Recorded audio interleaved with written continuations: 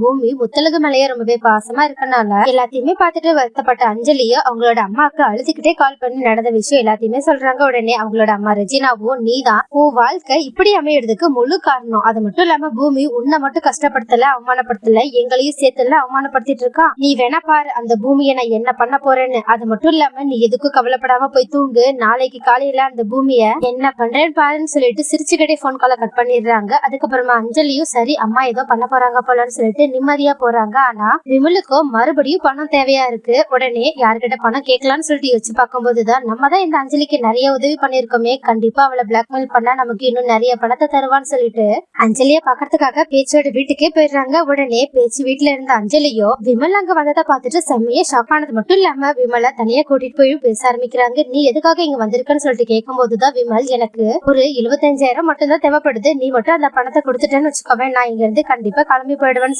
சொல்றாங்க. உடனே இதை கேட்ட அஞ்சலியும், என்ன விமல் இப்ப திடீர்னு வந்து 75,000 கேக்குற, என்கிட்ட ஒரு 5 பைசா கூட கிடையாது அப்படின்னு சொல்ல உடனே விமலும் சிரிச்சுக்கிட்டே, என்ன அஞ்சலி அந்த பூமியை ஏமாத்தி கல்யாணம் பண்ண மாதிரி என்னையும் ஏமாத்த பாக்குறியா என்ன? பூமி என்னமோ முட்டாள்தனமோ உன்னை நம்பிட்டேன், ஆனா நான் அப்படி கிடையாது, உன்னை எப்பவுமே நம்ப போறது இல்ல. அது மட்டும் இல்லாம நான் கேட்ட பணத்தை மட்டும் நீ தரல, உன்னை பத்தின எல்லா உண்மையும் இங்க இருக்கவங்க எல்லார்கிட்டயுமே சொல்ல வேண்டியது இருக்கும். அது மட்டும் இல்லாம நான் ஒண்ணு உங்ககிட்ட சும்மா பணம் கேட்கல, நான் உனக்கு செஞ்ச உதவிக்காக தான் கேக்குறேன். என்ன உதவின்னு கேக்குறிய?